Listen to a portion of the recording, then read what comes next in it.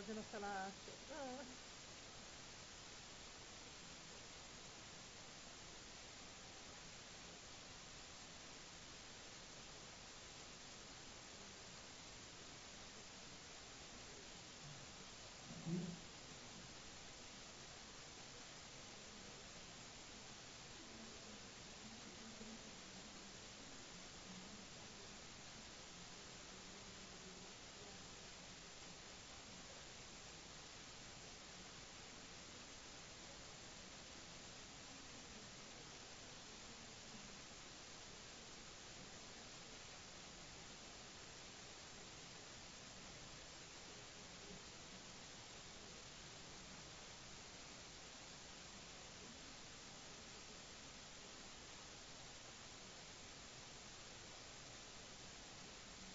Gente, olha, se eu responder todas as questões que estão mandando aqui,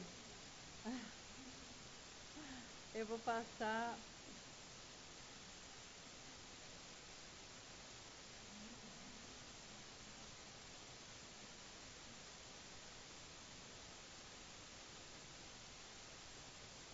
Ó, alunos de mestrado em poética e hermenêutica da PUC, em Coimbra.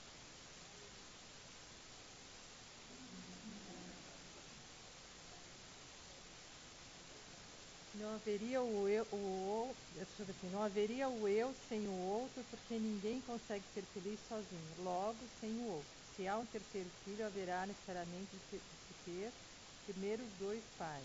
A igualdade nesse contexto nasce sobretudo da desigualdade, porque precisa de um homem e uma mulher para ter os filhos iguais dos pais que os geram. Não entendi muito bem não, mas penso que existem sentimentos e pensamentos a partir do ponto de vista de cada vivência do ser humano, independente do ser homem ou de ser mulher. Marta, está confusa a sua fala, filho.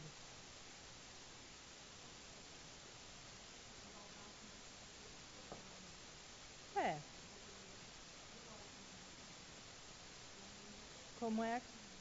Como é a criação do mundo por Alá no islamismo. É igualzinho o que você está acostumado a saber. Assim. Mas isso eu vou deixar para o chefe, porque senão ele vai fazer nada semana que vem. O ser humano foi criado à imagem e semelhança de Alá. Você é bem cristão, né? Mas eu vou deixar para o chefe.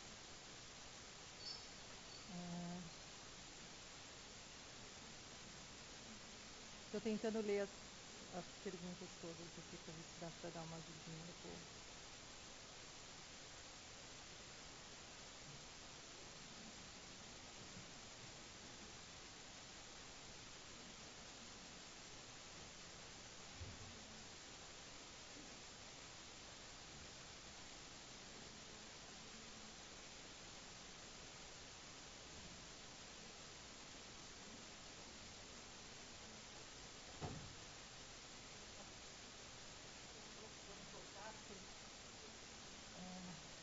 Deixa eu conferir aqui para...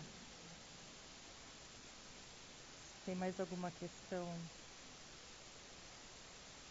que eu possa responder?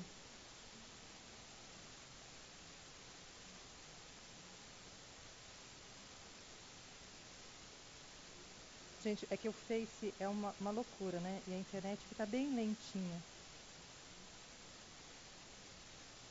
Tá lenta, por isso que não tá dando...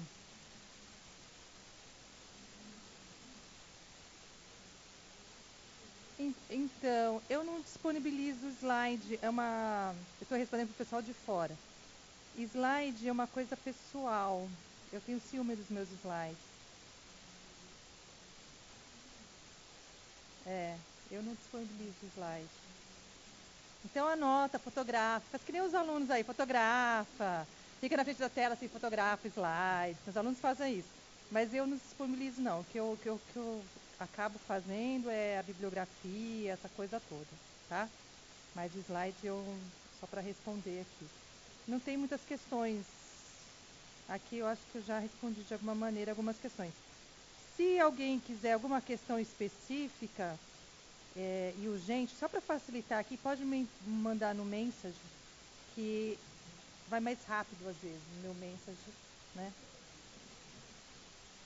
Entendi. Está no Facebook. Você tem? Não. Então, quem não tem, eu vou... eu, mulheres... Tá, é o nome do curso, Mulheres Islã... Você tem Facebook? Então, coloca Mulheres Islã... Abordagem antropológica. Aí tá lá, eu aceito você e lá eu adicionei. Aí quem não tem, manda um e-mail para mim. Qual é o meu e-mail? France. Falar nisso, eu precisava ter colocado o e-mail no meu programa, não. Então é France, meu e-mail é france@ffclrt. E Faculdade de Filosofia, Ciências e Letras de Ribeirão Preto. ffclrt.usp.br.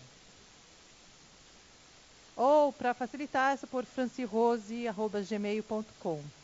A Flávia é Pasqualin, com N, @usp.br. O e-mail. Da Isabel é Caruti.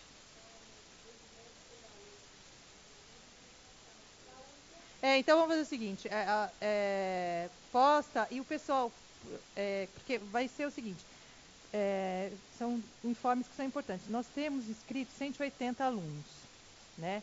Como é que a gente vai garantir que os alunos online também ganhem o certificado de participação? É lógico que eu sei que tem aluno que não está pouco se importando com o certificado, não tem interesse em ter o certificado. Mas muitos estão fazendo o curso seriamente e querem o certificado.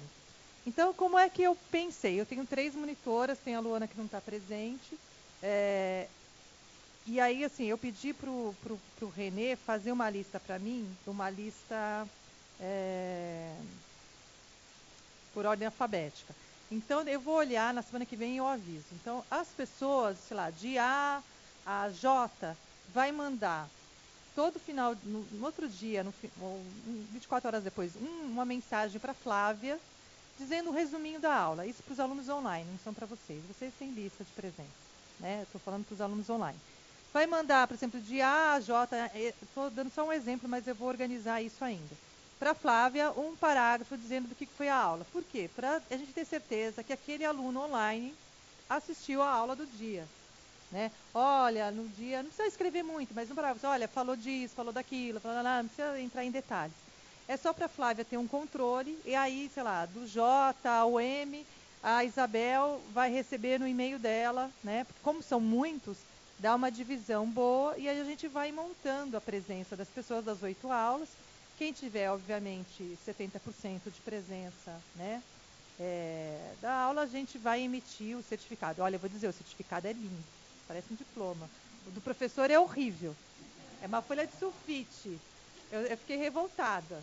Mas o dos alunos é bonito, não é, Alessandra? Você pegou o seu... Bonito, parece um diploma, né? Uma coisa assim bonita, rosa, assim, coisa da USP.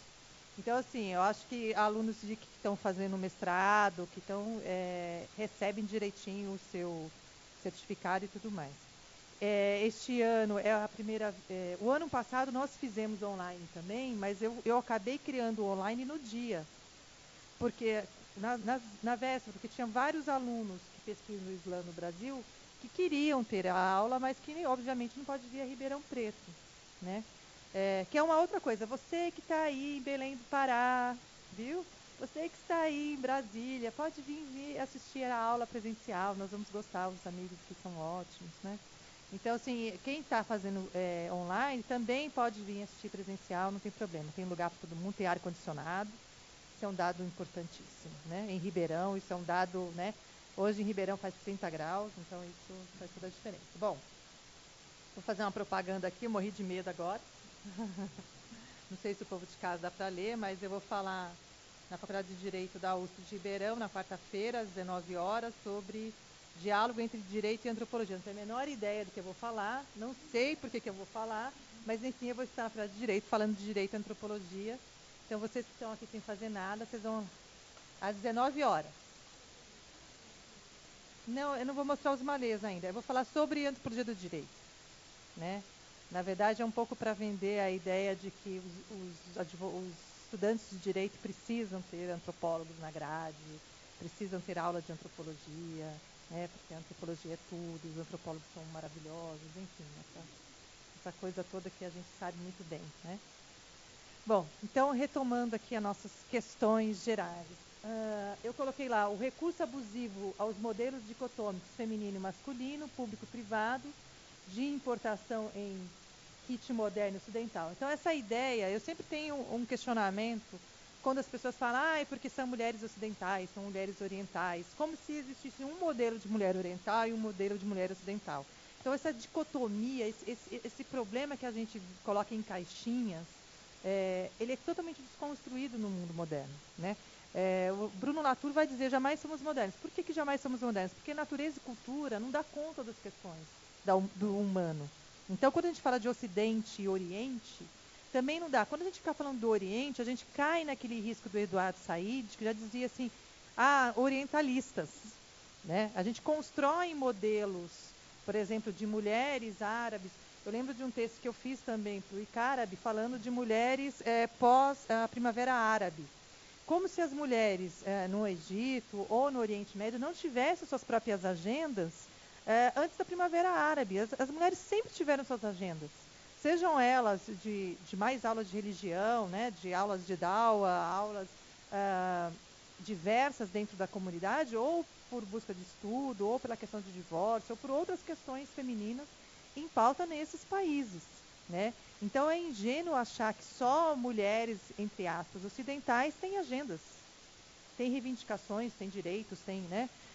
Então eu não trabalho nesse mainstream de dizer de Ocidente e Oriente. Eu acho extremamente perigoso. Eu acho um grande risco separar nessas categorias, como dizer natureza e cultura, né? A gente, isso é da cultura do outro. Isso é do outro, né? São, na verdade, culturas diversas, né? Então a gente tem sempre a ideia de que essas culturas estão dinamizadas, né? Elas são... Eu tenho um grande problema que é falar sentada, eu nunca dou aula sentada. Então, você tentar fazer com que essas culturas sejam congeladas, e elas não estão. Elas não estão paralisadas, porque, na verdade, você está tratando de agendas muito diversas entre um grupo e outro. Então, essas mulheres da Primavera Árabe, elas já tinham as suas agendas anteriormente, elas já estavam com suas proposições, que não necessariamente são as nossas. Eu lembro até uma discussão que eu fiz com Paulo Rilu há muito tempo atrás, sobre o 11 de setembro, e ele dizia, na Síria, o 11 de setembro não é uma questão, né? Então, o 11 de setembro era uma questão para o Ocidente, era uma questão para os Estados Unidos, mas não era para a Europa, mas não era uma questão para alguns países, né? Não está presente na agenda, isso não é o tema da agenda das pessoas. Então, a gente tem muito a pensar, por exemplo, a gente pensar a causa da Palestina. A causa da Palestina, infelizmente, não é agenda de país nenhum.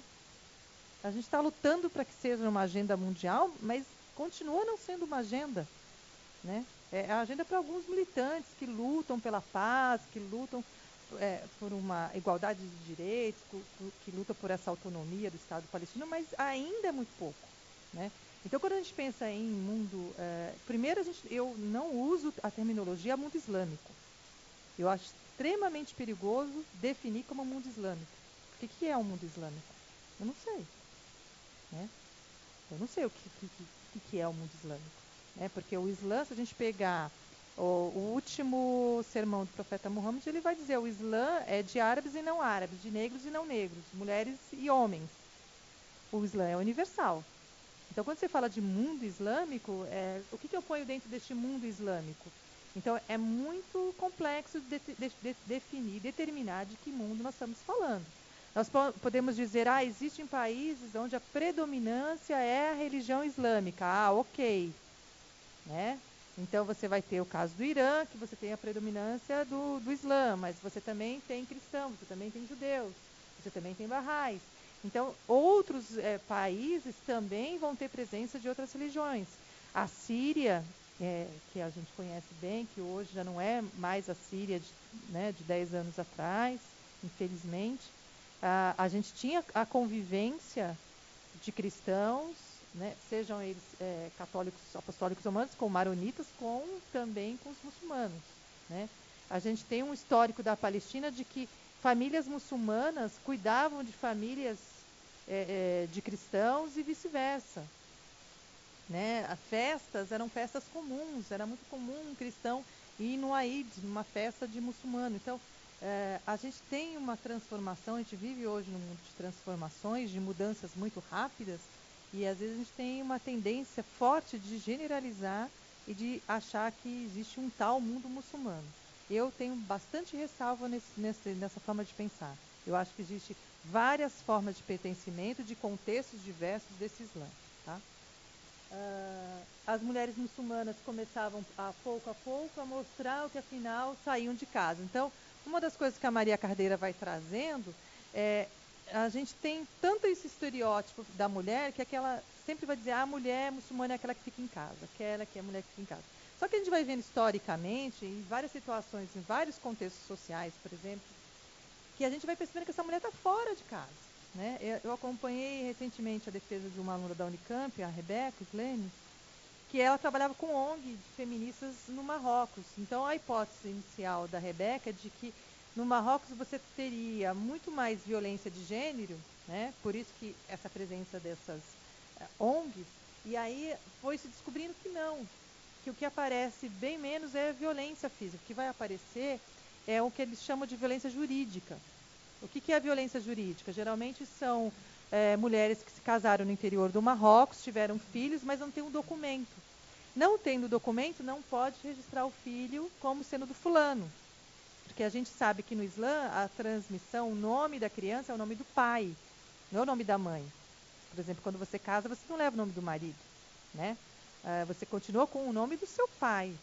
Né? Então, no Marrocos, a grande situação é uma situação jurídica.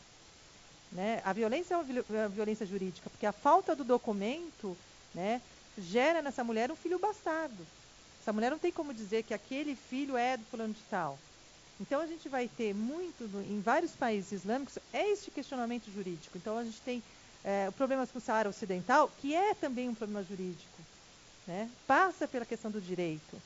Né? Então acho que hoje a gente estava discutindo outro dia sobre o que é direitos humanos. Né? Que a coisa mais controversa que é direitos humanos é onde cabe tudo. Mas que aí está em que lugar dentro do direito? Aonde você coloca, né, o direito humano?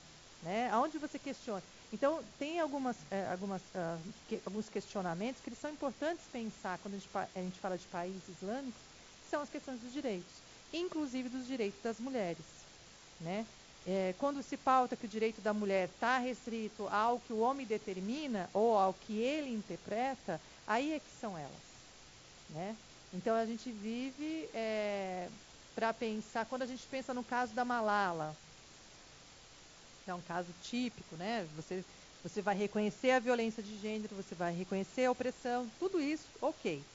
O que é e aonde que a história muda? A partir do momento que ela é acolhida pelos Estados Unidos e vira o quê? Um objeto de manipulação. Né? Ela vira um objeto de manipulação. Então, você tem toda uma causa feminista, você tem toda uma causa social das mulheres que não podem, daquelas mulheres. Mas aí, quando você lê a biografia dela, você consegue perceber que existe alguma coisa errada. Uma menina de 16 anos, alguns termos ali não cabem na boca de uma menina de 16 anos que mora num vilarejo do Paquistão, onde você tem contato restrito com outras situações. Então, quando você vê que tipo de imprensa se produz a partir de um questionamento de uma violência de gênero, você desconfia. Então, alguns casos, por exemplo, que eu acompanhei e acompanho sistematicamente, eu desconfio. Né? Não que eu desconsidere que a violência e o crime de honra não existem. Existem no mundo islâmico crime de honra, existe violência de gênero. Mas a maneira como a mídia manipula determinadas situações, ela acaba criando um fosso, um certo gap ali de relação entre os gêneros que a gente desconhece. Né? Que a gente acaba considerando de forma diferente. E isso cria o quê? Estereótipos. Né? Isso reforça o estereótipo. Né? Eu lembro que toda vez que, hoje em dia não mais, mas há um tempo atrás, quando eu falava de mulheres, as pessoas, ai, professora, eu li aquele livro, já sei, A Princesa.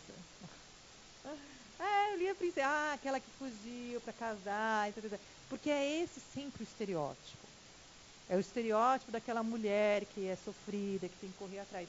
E aí você vai olhando os casos, as situações onde essas mulheres são protagonistas, e a gente, mas será? Mas será que é mesmo? Né? E aí a gente vai desconfiando. Então, quando a Maria Carreira está dizendo, olha, as mulheres, elas não estão mais dentro de casa, elas estão também dentro de casa. Né? Uma outra realidade que eu costumo dizer, nós temos no Brasil, o Brasil é o país que teve a primeira delegacia da mulher, né? E que tem uma lei Maria da Penha. Né? Se a gente é o primeiro país na América Latina a ter uma delegacia da mulher, porque nós não tratamos bem as nossas mulheres. E se a gente precisa de uma lei Maria da Penha, é porque de fato as mulheres no Brasil não são respeitadas. Só para vocês terem uma ideia, no Brasil morrem 472 mulheres por mês. São assassinadas pelos seus cônjuges, com seus namorados, com seus amantes, seja lá quem for, o nome, o destino, tudo. Sem falar da questão de estupro dentro de casa, que a gente tem um número grande, gigantesco de estupros de meninas realizadas dentro da própria casa, pelo pai, pelo tio, pelo padrasto, pelo irmão. Então, a violência de gênero no Brasil, ela é gigantesca. Por que eu estou construindo isso? Para vocês perceberem que quando a gente olha para uma sociedade completamente diferente como é a islâmica, a gente não pode julgar do outro aquilo que a gente mesmo não tem. Então, a construção da alteridade, ela é importante para a gente pensar. E quando a gente está falando de machismo, a gente está falando de violência de gênero, não é algo específico que está presente numa sociedade e não está presente na outra. Nós temos aqui casos muito sérios. Nós temos casos sérios dentro da própria Universidade de São Paulo. Né? Então, quando a gente está falando das questões de direito, quando eu estou falando de jurisprudência islâmica, seria interessante as pessoas entenderem que nós estamos falando de não só da questão do direito, mas de uma questão filosófica do pensamento. Existem termos, regras sociais estabelecidas em determinados contextos que não existem em outros. Tem um caso polêmico que eu sempre gosto de falar, é lógico que o Sher vai dar uma outra dimensão a isso, e eu respeito a dimensão que ele vai dar, que é a questão do aborto, por exemplo. O aborto não é uma questão que está prescrito juridicamente. Né? Tem alguma jurisprudência a fala do aborto, mas, por exemplo, no Islã é vida a partir de 120 dias. E há grupos, como em algumas sociedades do Marrocos, que as mulheres fazem um aborto porque consideram 120 dias como o dia de vida. E aí eu não estou atingindo nenhum referencial teológico, eu estou apenas dizendo que existem casos assim, que vão pensar dessa maneira. Se está certo, se está errado, não me cabe aqui. Mas é uma discussão interessante. E o documento que eu levanto sobre o aborto e Islã, ele é de 94. E ele só foi construído no Cairo a partir de um diálogo com a Igreja Católica. Que até então não é um tema que chame a atenção de comunidades islâmicas ou de religiosos ou de pessoas da religião, porque não está na pauta. Isso não é uma discussão. Isso não é um problema no sentido de que não se concebe o aborto. Pronto. Né? Porque a ideia de vida ela é diferente da ideia de vida, de concepção de vida. Né? Então você vai pensar no quadro, você vai pensar, mas a ideia de vida, há uma passagem bonita que vai dizer que aos 4 meses, né, aos 120 dias, o anjo sopra o sexo da criança. Então eu vejo muitas amigas que quando estavam gestantes, nesse período elas rezavam mais para que a alma daquela criança seja uma alma bondosa, caridosa, que seja um bom homem, uma boa mulher. Então eu acho que a gente desconhece muito aspectos. Oi?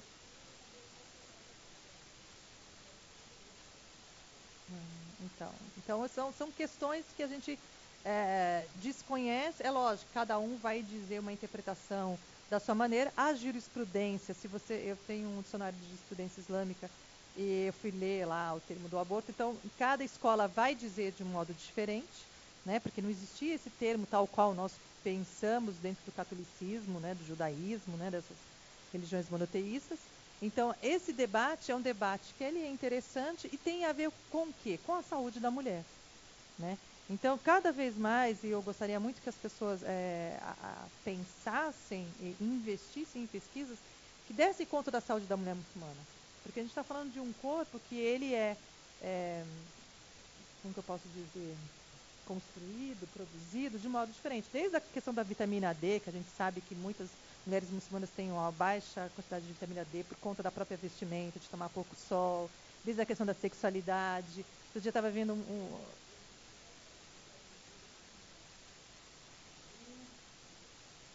do problema da vitamina D, mas os índices mais baixos de câncer de pele em mulheres são em países islâmicos. As questões de vantagens e desvantagens sempre, né? Então, eu acho que era interessante ter essas pesquisas, né? Ter essa presença. Eu, como não trabalho nessa área da saúde, tenho um pouco acesso a essas informações.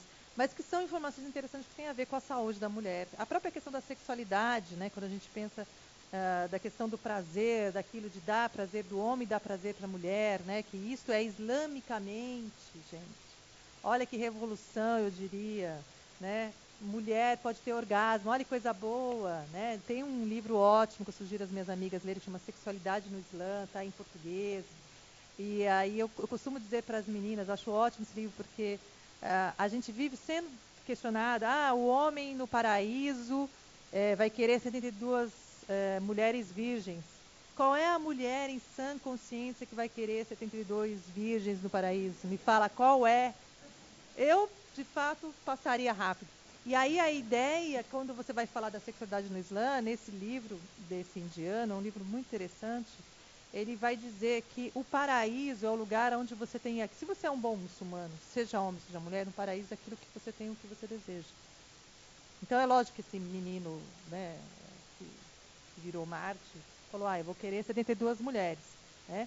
E aí as mulheres podem, então, pedir 72 de Aniquine, 72, sei lá, fala um homem bonito aí, estou mal de homem bonito. Mas, enfim, você pode pedir o que você quiser no paraíso. Essa é a ideia. A ideia de que você, é lógico, não... E outras ideias que eu acho muito interessante quando você vai pensar daquilo que você recebe, daquilo que você faz, né? É muito comum no Islã falar assim, olha, a vida, né, aqui, agora, é o menos importante para o muçulmano. O importante é aquilo que você vai ter depois, é a recompensa que você vai ter depois. Então, a ideia de paciência, né, de saber, aquela ideia de que na adversidade, a facilidade, aquela resignação que é para Deus, aquilo que deu certo, não deu certo, você falar alhamdulillah, para aquilo que dá certo, para aquilo que não dá certo. Eu digo graças a Deus, deu certo, não deu certo, graças a Deus, porque Deus tem o meu destino. Eu gosto muito de uma frase que é o seguinte, né? E eu disse isso para o meu filho ontem. Se esforçar é da nossa parte, concretizar é com Deus. Então a ideia para o muçulmano é sempre essa: a gente faz aquilo que a gente pode fazer. A realização final é de Deus. Então isso desobriga uma série de outras questões. A questão da ansiedade, a questão dos conflitos, a questão, não deu certo. Não era para ter dado certo. Então, isso você vai encontrar muito no pensamento. Que às vezes, quando você está conversando com uma mulher, diz, nossa, mas ela está tão resignada, ela não vai se debater com isso. Isto é a fé. Então, você demora, né? Quando você está numa pesquisa de campo, né? Eu que sou uma antropóloga sempre, né, falante, e fico me incomodando, e aí mexo o cabelo, você não pode, essa pessoa não pode estar assim tão resignada. E aí você demora a descobrir que aquilo faz parte do procedimento da fé da pessoa, né? Tanto que algumas pessoas falavam do curso, né? Franci, vai ser online, olha, gente, olha, eu juro, eu estou me esforçando ao máximo para que todos vocês estejam ouvindo, estejam vendo, que tudo dê certo. Mas isso não depende de mim. Eu quase disse, olha, depende de Deus. Eu estou me esforçando, mas se vai dar certo, se as pessoas que estão em casa, que estão em Brasília, que estão em Belém, que estão na Paraíba, né, que estão em João Pessoa, que estão no Rio de Janeiro, vão me ver, depende de Deus. Eu já nem coloquei a USP mais, no caso, coisa que eu falei assim, olha, é a USP. No último minuto, se Deus achar que deve ser, inshallah, vai dar tudo certo. Né? Então, essa é a ideia islâmica daquilo que está na vontade de Deus. E esse é um procedimento feminino, do comportamento, da vontade. Então, eu já vi mães que perderam seus filhos e que mesmo no auge da sua emoção me disseram, era a vontade de Deus. Eu não discuto com a vontade de Deus. Então, isso você tem que ter um grau de entrega tão grande de pertencimento religioso que, assim, para o antropólogo fica assim, nossa, mas o que é isso? Né? Que sentimento é esse? Como assim a vontade de Deus? Mas que Deus é esse? Né? Então, é a fé absoluta, que é aquilo que você luta, aquilo que você conquista, é aquilo que você está esperando que aconteça. Né? A Mary Stratton, que é uma autora importantíssima para os estudos de gênero, né? Ela diagnosticará as representações simbólicas não devem ser analisadas independente, eu não consigo ler lá, não devem ser analisadas independente do modo como as mulheres se adotam, né, na prática, ao poder informal que realmente detém, e a abordagem do gênero não deve aliar-se daquela que aproxima simultaneamente a concepção de pessoas. Então, a ideia que ela vai trabalhar sempre são quais são essas categorias de ser mulher. Quais são essas definições? Como é que eu vou...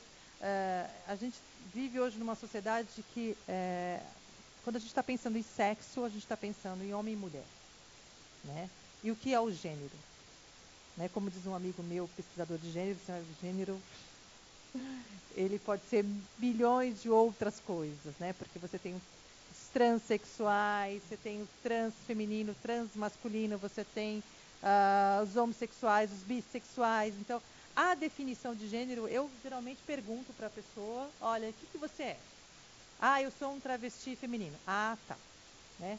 Eu achava que você era uma transexual feminina. Não, eu sou uma travesti feminina. Sabe? Né? Então, a definição de gênero, ela vai variar conforme a pessoa se diz. Então, na antropologia, a gente vai definir assim, é mulher quem se diz mulher. Né? A gente não está trabalhando com fundamento religioso, de que é mulher quem nasceu mulher. Né? Mas é mulher quem se diz mulher, é homem quem se diz homem. Tem alguma questão do pessoal da internet? Vocês estão acompanhando? Precisa acompanhar. Alguma questão até aqui? Né? Isso que eu estou falando vai, obviamente, esbarrar com a questão teológica. Né? E com alguns outros pensamentos. Mas a ideia de que você tem... você tem homossexuais, transexuais, comunidade islâmica? Tem. Né? Você hoje tem em Paris uma mesquita gay. Né? Que tem, que é que é a pesquisa da Luana, que é minha orientadora de mestrado, que trabalha com esses grupos, né? E que tem trabalhado com a questão de gênero, de como, na verdade, você pensa a questão de gênero dentro da religião. Você tem igrejas evangélicas também. E aí você vai falar, isso não é da religião. Isso não é da religião. Mas essas pessoas, elas existem. E essas pessoas se denominam pertencentes a essa religião, professam essa religião. Então, tudo isso são debates o quê? São debates contemporâneos que a gente vai acabar tendo que esbarrar quando a gente está discutindo religião. Aí a religião... Uhum.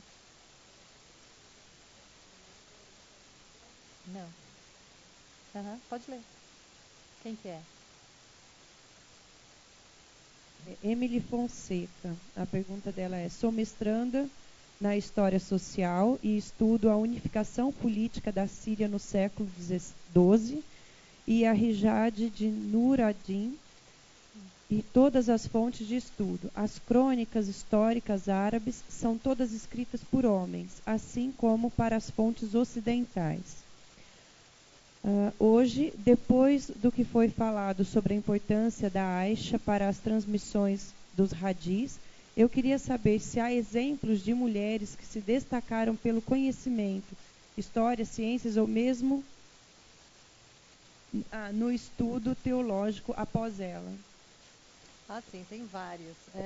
Uma delas que na verdade, eu estou deixando essas mulheres todas para o feminismo islâmico. Então, como que é o nome dela? Eu sugiro que você leia a Fátima Mernissi, que tem as Sultanas Olvidadas, né, que na verdade ela traz algumas dessas mulheres que são importantes para o Islã. Né? Então, acho que eu vou fazer uma aula especificamente sobre isso. Mas, de fato, há muitas mulheres.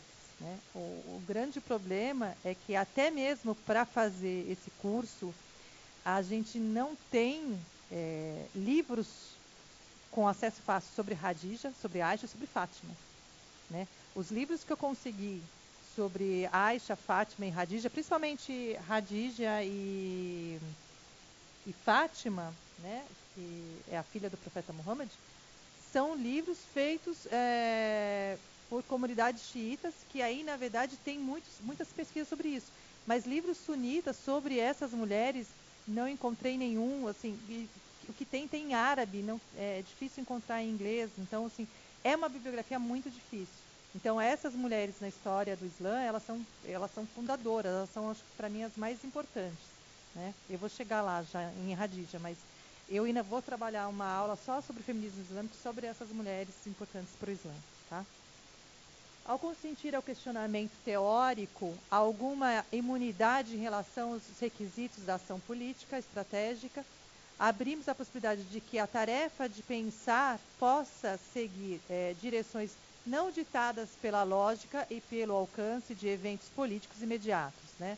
Que é a questão da Saba Mahmoud, né? Então, a gente tem esse questionamento teórico que a gente fala sobre ação política, como é que essas mulheres agem politicamente. A religião, ela é política. Praticar a religião é uma forma de fazer política. A partir do momento que as mulheres colocam em ação aquilo que elas aprendem da religião, elas estão, de certa forma, fazendo política. Então, quando a gente... só não perder o tempo da aula. Nossa, a aula passa rápido, né, gente? A aula passa muito rápido, agora que eu estou me dando conta. Esqueci que passava rápido. Mas o que eu sempre falo, assim, o comportamento religioso é aquele comportamento mais importante que tem, que é a ação política no Islã. Então, quando você tem hoje o enfrentamento do uso do hijab, usar o hijab é também um enfrentamento político. Ele é um pertencimento religioso, ele é um sinal religioso, mas ele é também um posicionamento político diante da sociedade, que é contrária ou não, que é a favor ou não. Quer dizer, é um posicionamento identitário, político. Isso eu escrevo no diálogo sobre o uso do véu. Quando a gente fala de empoderamento, a religião te dá um empoderamento, o conhecimento da religião te dá um empoderamento. Mas as estratégias, o modo de realizar isso é a ação política que as mulheres fazem cotidianamente. Então vamos ao exemplo primeiro, eu vou contando um pouco dos exemplos que eu tenho. Na semana que vem a gente volta a elas novamente. Mas a Hadija, novamente, o chefe de rádio não está aqui, eu vou falar. Aí semana que vem, França, você não falou isso, assim, mas eu vou falar de novo. Hadija é um grande modelo de mulher feminista, né, se a gente pensar. Não, França, ela é um modelo de mulher muçulmana. Sim, mas eu como feminista vou dizer que ela é um modelo de mulher feminista. Mas é um modelo de mulher muçulmana. Porque a Hadija, ela é uma mulher rica, ela é uma mulher conhecimento, ela já era viúva, já tinha filhos, ela era dona de um comércio importante em Meca, né?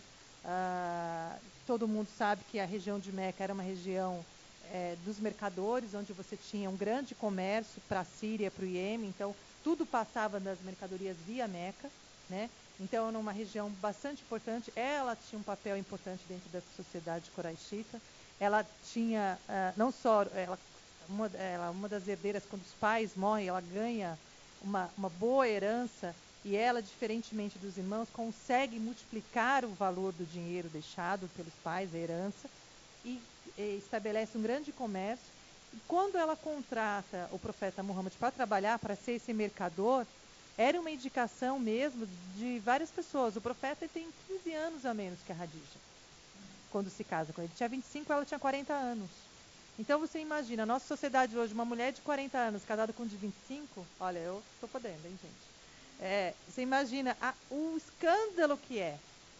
Se eu fosse me casar, ainda é na nossa sociedade. Imagina, no século VII, Hadija escolhe um marido que é pobre, que é analfabeto, que o profeta não sabia ler nem escrever, mais novo que ela, 15 anos.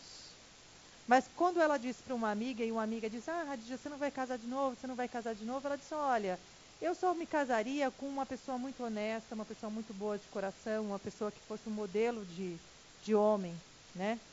E aí essa amiga disse para ela, assim, olha, eu só conheço um homem com esse requisito, né? Na época não era profeta, Muhammad, né? E aí o que a Hadija faz?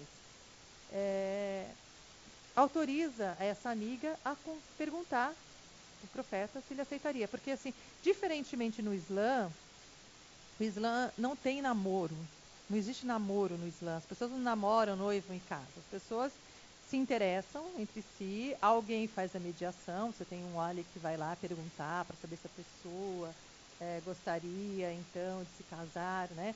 E isso é feito de uma forma bastante delicada, né? Às vezes a pessoa nem sabe que alguém fez isso por ela, né?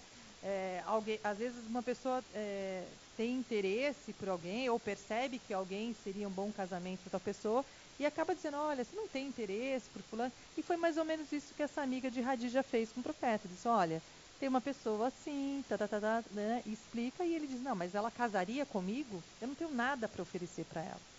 E aí é muito interessante que o casamento se realiza e a festa do casamento do profeta com Hadija é uma festa onde você tem pessoas ricas, pessoas pobres, eles abrem a casa para todos, né?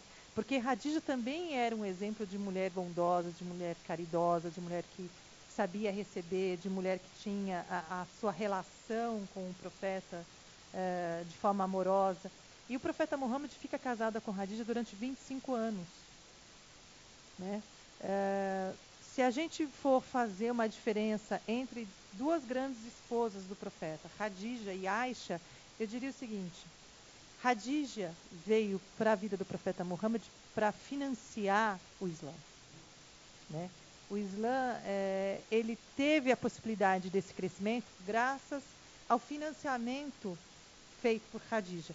Não só emocional, porque quando ele recebe a revelação, ele fica muito perturbado, e é para Hadija que ele corre. Ela é a primeira mulher a se converter à religião e aceitar e saber que o marido não estava louco, que aquilo de fato era um enviado de Deus.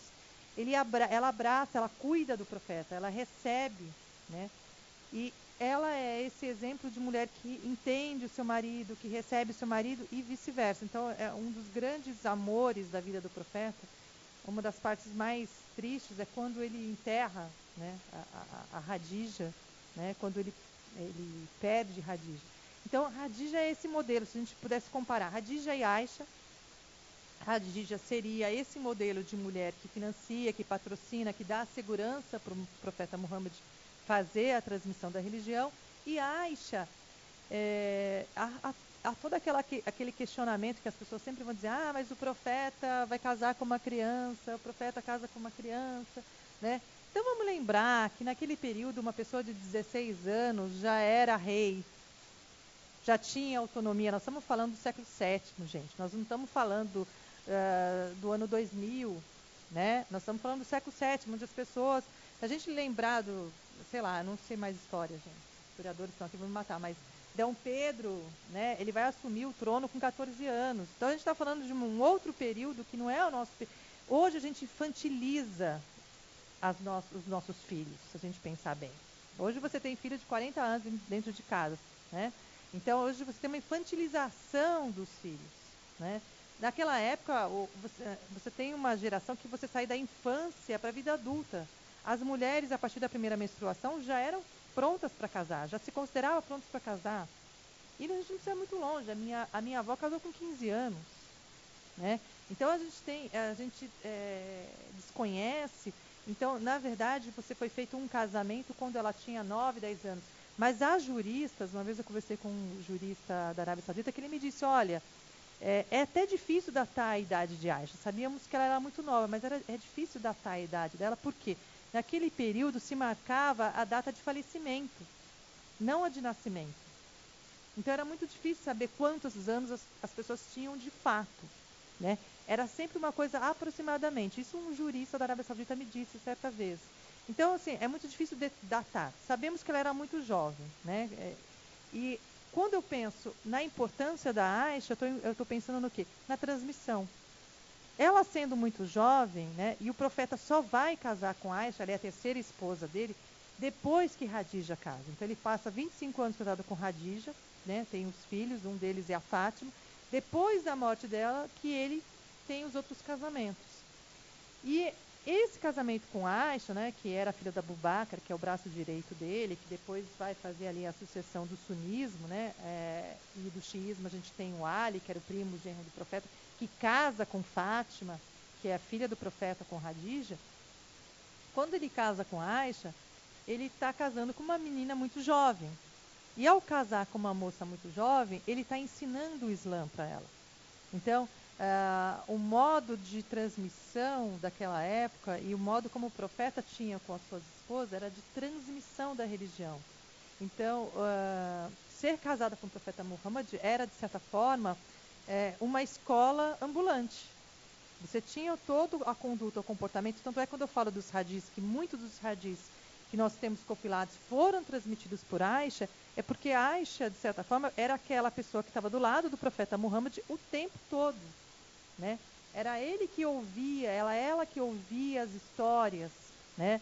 Ela era uma médica, ela lia, escrevia. Você tinha todo um comportamento de, de transmissão. Você está falando de transmissão oral, né? O profeta não lia, não escrevia, então você tinha que transmitir. E esse aprendizado era feito pelas mulheres. Então, se a gente pensar que a transmissão da religião se passa pelas mulheres.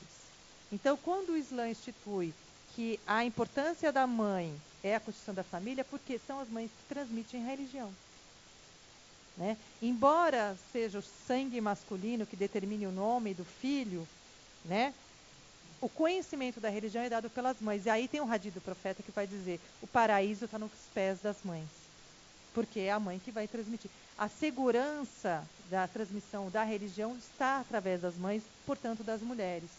Então, quando você, em várias batalhas, a gente falou isso no primeiro curso, as batalhas dos homens, o profeta dizia: não, levem as mulheres. Qual era a estratégia? Leve as mulheres, porque levando as mulheres, os homens não têm coragem de correr. Então, até nisso as mulheres eram muito mais poderosas. Porque mulher não foge à luta, né, gente? Vamos combinar, né? Então, assim, levem as mulheres, porque as mulheres, elas estão lá, e aí fica muito feio o homem ir embora da guerra, né? Então, tinham várias questões a respeito de guerra, a respeito de violência, de transmissão. Mas o mais importante que a gente tem de estabelecer é que essas mulheres todas eram transmissoras da religião, né? Você vai ter Aisha como grande modelo. Você vai ter Fátima, ele vai dizer: Fátima é a luz dos meus olhos, né? Porque a Fátima foi criada, é filha dele, né? E quando diz que é luz dos olhos deles, é porque a Fátima a gente é um grande modelo. Quer dizer, você vai ter a Fátima como a esposa do Ali, quer dizer, que vai constituir toda uma linha religiosa importante dentro do Islã, de um tipo de Islã, de uma vertente islâmica. Então a gente tem essas figuras femininas como verdadeiros modelos de mulheres. Então, quando você pensa em modelo, e a gente não pode esquecer que um grande modelo de mulher muçulmana para as mulheres muçulmanas é Maria, né? No Alcorão você tem uma das suratas. Eu até recomendo a vocês que estão online.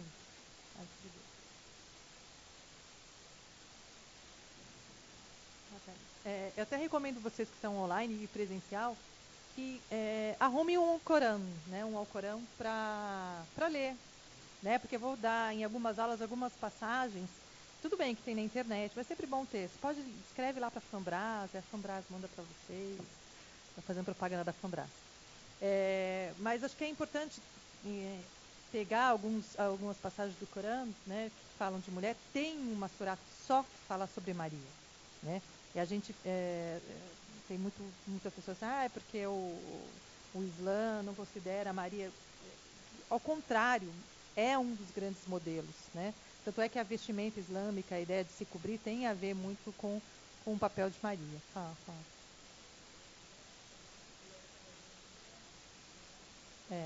As Marians.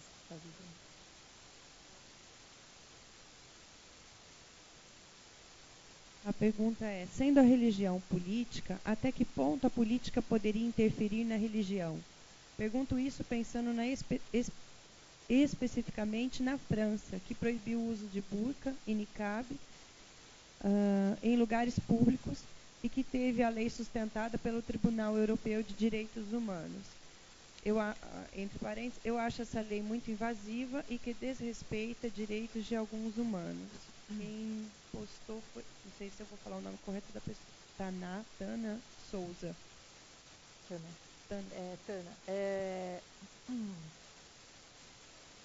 Islã é política. Ponto. Né? Eu não consigo, porque aqui eu vou ser um pouco Tariq Ramadan, né? quando a gente está pensando em muçulmanos que praticam a sua religião, efetivamente, não estou falando daquele mais ou menos muçulmano. Estou falando daqueles que fazem jejum, aqueles que rezam 5 orações diárias, aqueles que fazem a peregrinação, aqueles que pagam zakat, que seguem os pilares da fé e da prática, aquele muçulmano que seria o ideal de muçulmano, né? Então, quando eu estou pensando nele, e aí tem um pouco do Said Nursi, né, que é um teólogo turco, que me inspira para dizer o seguinte: se você vivencia a religião, você já faz política. Você não precisa de uma política externa, no caso, né, de um partido político, ou daquilo que a gente chama de estrutura política, porque o Islã, ele já é um código de vida que ele rege a questão dos direitos do divórcio, da família. As regras todas são estabelecidas pela religião. Então, é uma vivência tão redondinha, tão, como que eu posso dizer, tão refinada, que aí não tem uma interferência, né? Porque, por exemplo, você não vai cobrar juro, porque no Islã não é permitido cobrar juro, você vai comer comida halal, você vai ter um casamento halal, quer dizer, você vai ter práticas do lícito e do ilícito muito claro, porque o Islã é uma religião clara, não é uma religião de meio termo, é ou não é? As coisas que são meio termos, elas são dialogadas de acordo com o quê? Com os contextos, de quem vai interpretar, de quem é o sheik que você segue. Mas, em linha geral, é muito claro, né? O que vai ser diferente, na verdade, são os contextos que vão ditar determinadas regras. Agora, o caso da França, eles vão se considerar laicos, né? A ideia de laicidade na França, nem o francês acredita mais, né? Nenhum francês acredita que aquilo Estado laico, gente, é um respeito à diversidade religiosa, Isso é laicidade, né? É o respeitar o espaço do outro, respeitar a cultura do outro. Então, na verdade, quando a gente tem pensar em tolerância religiosa, eu não posso dizer para o outro que a religião dele é melhor que a minha, né? Quem condena a religião do outro não está sendo religioso. É ponto. Qualquer sheik bem esclarecido, bem informado, qualquer muçulmano razoável vai dizer isso, né? Não existe. Então, quando eu estou pensando em política, o Islã é uma política pública de comportamento, de doação, de entrega, né? O que você vai ter, na verdade, são os desvios. A questão da saúde, aquilo que se come. Por exemplo, o profeta Muhammad ensinou até como é que as pessoas tinham que deitar. Tem que deitar do lado direito por conta da circulação. Tem explicações disso na religião. Hoje saiu um texto dizendo que as pessoas que dormem do lado direito têm uma condição física melhor. Isso está dito há 14 séculos. Então tem muitas coisas que você vai olhar nos textos islâmicos, na bibliografia islâmica, nos hadiths do profeta Muhammad, que você já vai encontrar determinadas coisas de comportamento, a coisa de comer com a mão direita, não com a mão esquerda, você faz a limpeza corporal com a mão esquerda. Por quê? Você tinha, obviamente, uma vida no deserto, então você não tinha água, não tinha essa limpeza. Só que várias coisas você já adotava, o não comer carne de porco. Então, várias coisas de hábitos alimentares, práticas de higiene, práticas sexuais, são todas pautadas dentro da religião. Então, esse corpo é um corpo pautado na religião, externamente também, né? Então, eu fui aprendendo também que em determinados contextos, as mulheres, elas não se colocam... Eu aprendi isso com uma mulher árabe. Ela dizia para mim: minha filha, hoje você brigou com o marido. Pois é. Vou te ensinar uma coisa, você não bate de frente, você desvia. Eu olhava para ela, como assim? Não, você diz para ele: não, tá certo, tá certo, tá certo. Aí você vai lá e faz do seu jeito. Porque homem, minha filha, ele nunca está olhando para o que você está fazendo. Ele diz que está olhando, mas ele não está olhando. Então desvia que dá tudo certo. Então, tem toda uma maneira de pensar esse feminino, esse masculino. A ideia de que se arruma da porta para dentro, não da porta para fora. A ideia de que se arruma para um marido e tem prazer em se arrumar para o marido. E que este homem tem prazer de se arrumar para sua esposa, né? Que há todo um requinte nessa aproximação. Então, isso tudo a gente vai aprendendo, vai estudando. Então, quando a gente está falando de políticas, eu acho que o Islã, além de tudo, é uma religião de políticas públicas. Porque ele estabelece não só o cotidiano da fé, da religião, do estabelecimento com Deus, que é o soberano, mas do trato com outras pessoas, com outras realidades. E aí você vai dizer da questão de adoção. Por exemplo, você adota a criança, mas ele não tem o nome da família, porque ele continua com o nome da família que gerou ele. Então, para o Islã, o nome de família é importantíssimo, né? Então, você tem a relação, como são estabelecidas da questão de saúde, a questão do corpo, né? Outro dia eu estava escutando o Cher ensinando uma pessoa que a mãe tinha morrido em outra cidade e não tinha um Cher para fazer a limpeza corporal do morto, quer dizer, todo o detalhe, como tem que ser limpo, o que você tem que rezar, qual é o tipo de pano que você tem que rolar, são 5 panos, onde põe na cabeça, no corpo, quer dizer, todo um cuidado com aquele corpo. E ele disse uma coisa que eu fiquei pensando muito a respeito. Ele disse assim, o mais importante é agora, é com o corpo dessa pessoa, o respeito ao corpo do defunto, né, da pessoa morta. Então faça tudo nesse momento, porque isso depende da passagem dessa pessoa para o paraíso, para o outro mundo. Então, assim, o cuidado, o respeito com o corpo, então tudo isso está no Islã. Então o Islã é, de fato, uma religião que pensa em todos os detalhes, né? Em todos os... tudo aquilo que a gente vê em sociedade, o Islã vai ter uma resposta, né? Eu, infelizmente, sei 1% de algumas das respostas, mas assim, é uma religião tão complexa que você pergunta, se acontecer tal coisa, vai ter uma resposta específica. E às vezes vai ter várias respostas diferenciadas, né? Homem muçulmano, por exemplo, não faz xixi em pé, né? Tem por obrigação, as mães ensinam a fazer sentado. Então imagina eu que moro numa república masculina, com 3 homens, né? Por mais que você ensine o que é um vaso sanitário, olha, aqui o vaso sanitário, aqui o lixo, aqui a descarga, então, né? É uma complicação. Os homens muçulmanos já aprendem desde criança a fazer xixi sentado, né? Por uma questão de higiene, por uma questão de limpeza. Então, tudo isso você tem, quando você vai olhar por dentro, né, do comportamento islâmico, você vai encontrando regras de higiene, de relacionamento, de fé, de adoração. Por que tudo isso? Porque você só adora a Deus limpo. Por que mulheres menstruadas não rezam? Porque elas são impuras? Não, gente. A menstruação não é considerada impureza, né? Não existe essa ideia de impureza. É porque a mulher não pode estar 100% abluída, que é limpa para fazer oração, né? Você, para fazer a adoração a Deus, você tem que estar limpo, no lugar limpo, você tem que estar limpo, você tem que lavar o rosto, as mãos. Tem toda uma técnica de ablução, né? Se você teve relações sexuais, você tem que tomar banho. Tem toda uma técnica do banho, tem a técnica da higiene, a técnica de lidar com os alimentos. Então, voltando para a questão, não tem como dizer que não é político isso, porque é ação. Política, ao meu ver, é tudo aquilo como você age, aquilo como que você ouve, aquilo que você responde. Por exemplo, quando você pensa na guerra, um muçulmano, se ele mata um inocente, é como se ele matasse a humanidade inteira. Isso está no Corão, isso não está inventado na minha cabeça. Então, você vê guerra no mundo islâmico, tá? Você vê guerra, aquela pessoa que matou o inocente, para o muçulmano, ele vai pagar no dia do juízo. Porque Deus vai fazer, né, essa relação. Tem mais questões aí para a gente finalizar? Sim. Queria só apontar uma coisa. A respeito dessa pergunta, quando se fala de política, tem que se pensar que o conceito de política tem sua raiz na polis grega. Então, a maneira como nós definimos e nós enxergamos a política, ela está mediada, sim, por uma série de categorias construídas que depois elas estão fundamentadas tanto nesse ideal, nessa construção grega, depois a construção romana, e isso foi fazendo e criando o que a gente considera os pilares do Ocidente.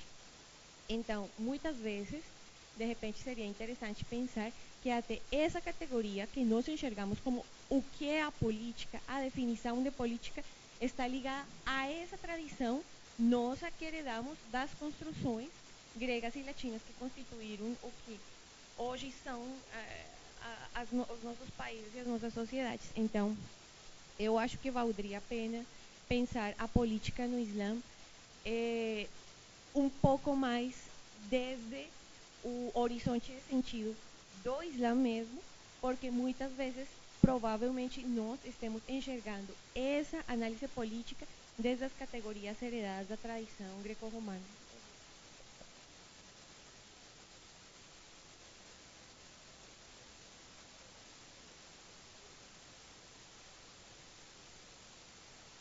Bom, alguma questão?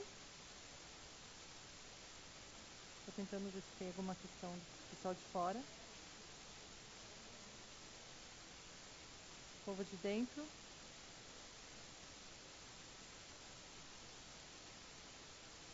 Diga. Como acabar com esse abismo entre o que os islâmicos pensam de mundo e o que as pessoas, se é que eu posso usar o ocidente, pensam? Porque o que eu vejo é um abismo imenso entre o conceito de mundo deles, pelo que você está falando, e o que a gente vê aqui. Existe alguma forma de conciliar? Eu estou achando até estranho falar nós e eles, mas É terrível, aqui nós, e eles, lá, não sei nem como. Eu acho que é aqui. Eu acho que os muçulmanos estão aqui no Brasil. Os muçulmanos estão em toda parte. Eu acho que não digo se é conciliar. Eu acho que a primeira questão antropológica é respeitar a diferença. Então, se você não é muçulmano, se você não conhece, aquilo que você não conhece é aquilo que eu sempre dizia para os meus filhos. Ah, eu não como isso. Mas você já comeu alguma vez na vida? Não, então come primeiro, depois você diga que você não gostou, né? Então, você conhece, quantos muçulmanos vocês conhecem? Quantas vezes vocês entraram numa mesquita? Quantas vezes vocês já estiveram com um muçulmano, né? Se você nunca esteve numa mesquita, nunca conviveu com ele, obviamente você não pode falar de uma comunidade muçulmana. Porque a mídia, hoje a gente sabe que a mídia é o quarto poder, né? A mídia é um poder instituído, né? É um poder que tem um papel muito sério, a gente pode até falar de termo imperialista, de dominação de um pensamento homogêneo, de tentar essa ideia de globalizar o mundo. A ideia de globalização, para mim, já é fadada, né? Mesmo porque não são todas as pessoas do mundo que têm acesso à internet. Então, a gente está pensando hoje em problemas sociais muito sérios e a gente acha que todo mundo tem acesso às informações e a gente sabe que não. Então, eu acho que a primeira coisa que a gente tem a fazer quando se trata de Islã é desconstruir o pensamento que vem de fora. Quem é essa mídia? Como é que se diz essa mídia? Né? Então, se hoje morre alguma pessoa, sei lá, na Europa, e tem alguém que diz Allahu Akbar, virou muçulmano. Disse Allahu Akbar, virou muçulmano. Né? Se morre um muçulmano e todo dia morre um, as pessoas não se importam. Né? Não se considera. Então, eu acho que é muito sério esse estereótipo que se criou do muçulmano, de terrorista, desse muçulmano barbudo que vai violentar. O muçulmano virou a bola da vez, né? Aquele que está... E aí, se você não conhece o cotidiano da casa dele, da família dele, do que ele acredita, você conhece nada do Islã. Então, como a gente faz isso? Com conhecimento, com a produção do conhecimento. Eu tive na semana passada um momento muito feliz, na semana retrasada, muito feliz, eu fui convidada pela minha sobrinha de 15 anos a assistir a apresentação dela na escola sobre o Islã. E ela falou assim, tia, você fala uma palhinha, você fala um pouquinho sobre... Eu falei, Marília, eu vou falar sobre o quê? Tia, fala o que você quiser, o Islã é o seu tema, né? E eu achei muito bonitinha, porque essa minha sobrinha tem 15 anos e eu falei, tia, eu estou fazendo um trabalho sobre quem se converteu ao Islã. Então eu mandei os textos, como eu mando para os meus alunos. Eu não sentei com a Marília e disse, olha, Marília, assim, essa... Não fiz isso. Eu mandei os textos, ela leu e fez uma apresentação. Quando essa guria disse assim, as mulheres muçulmanas sofrem estereótipos, eu falei assim, gente, a minha sobrinha. Eu lá no fundo, que orgulho, né? Porque com 15 anos, assim, isso é muito estereótipo. E eu falei assim, gente, que linda. Quer dizer, ela mesma, com as coisas que eu mandei para ela, construiu o trabalho e ela mesma, com 15 anos de idade, ela mesma sabe, aquele estereótipo. Então ela leu as coisas que eu fiz. Eu nem sabia que ela estava atenta às coisas que eu fazia. Né? Eu cheguei na escola, eu fui tratada de uma forma diferente. Eu falei assim, nossa, a Marília sabe disso. E ela já estava toda, né, enturmada, e eu acho que é isso, é a produção do conhecimento. Né? Eu acho que a gente só consegue vencer a intolerância, o desrespeito e a violência que a gente vem enfrentando por aí com o conhecimento. Então, é o conhecimento em sala de aula, é o conhecimento entre as pessoas, contando a história de uma filha de uma amiga minha, da Juliana, com 14 anos também, de uma escola, teve um grupo de rapazes árabes que foram na escola, e a professora começou a falar assim, é porque os muçulmanos, terroristas, isso. E essa guria, né, a Jana, com 14 anos, levantou e falou para a professora de história, a história está equivocada, e começou a discutir, isso está errado, só está construindo uma realidade que não existe. E debateu com essa professora. Né? E aí a Juliana me contou, você vai gostar, né, que a Jana defendeu os muçulmanos, não sei o quê. Porque é isso, é o conhecimento. Hoje em dia a gente só vai combater o outro ser. Quando a gente está pensando, por exemplo, dos evangélicos, todo evangélico ataca a religião afro-brasileira? Não. Né? As religiões têm, todo cesto tem a sua uva podre, estragada. Por conta de você tem que atacar todo mundo. Né? Então, o que a gente tem, eu sempre digo aos muçulmanos, sejam vocês mesmos. Pratiquem a religião. A melhor maneira de se defender contra isso é praticando a sua religião. Né? Porque eu não vou atacar aquele que me ataca, eu posso atacá-lo em legítima defesa, mas eu não vou estar atacando as pessoas por aí. Né? Então, eu acho que é o conhecimento, eu acho que é educação, é ler, é conhecer, é poder viajar. Por exemplo, aqui na região, quem mora na região de Ribeirão Preto, eu sugiro, quer conhecer uma comunidade islâmica, vá até Barretos. Eu apresento o jihad, o Sheikh Mohammed, quer dizer, tem pessoas, tenho amigos, tem amigas, se é mulher, apresento as meninas de lá, ou vá até Colina, ou vá até Guaíra, são comunidades islâmicas. As pessoas estão lá de hijab, as pessoas lá trabalham, são advogados, são professores, são donas de casa, né? São comerciantes. Então, vá conhecer uma comunidade islâmica antes de julgar quem são os muçulmanos. Né? É lógico que as pessoas não são perfeitas, como ninguém é perfeito. Né? Então, tem dia que você vai encontrar uma pessoa que está brava, que está nervosa, como qualquer outro ser humano. Né? Não fica achando que vai chegar na mesquita, são um bando de anjos. Né? Se fosse anjo, estavam todo mundo no paraíso. Na verdade, estão na vida porque precisam, né, aprender muita coisa. Mas eu acho que a grande sacada é justamente essa. Né? Nosso tempo acabou, já estourou. Eu agradeço a vocês de fora. Semana que vem a gente volta. O tempo passa muito rápido. Semana que vem a gente volta para as mulheres. Toda semana vai assim, nunca vai dar tempo. A verdade é essa, nunca vai dar tempo. Por isso que eu deixei uma aula sem título, porque eu sei que nunca vai dar tempo. Mas tragam as questões e as dúvidas e na medida do possível a gente vai respondendo. E o pessoal que está online, eu vou chegar em casa, até amanhã eu vou respondendo. Que eu não souber, o Sheh Jihad maravilhoso, responde semana que vem. Assalamu alaikum. Boa tarde.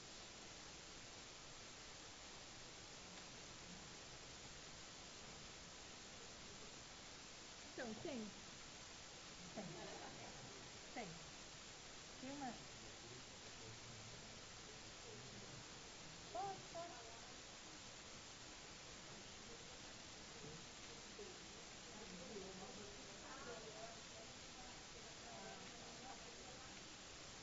Eu adicionei agora. Eu acho que adicionei. Ó, Adriele, quem é? Ana Maria, Antônio Marcos, Bruna, Camila, a Bruna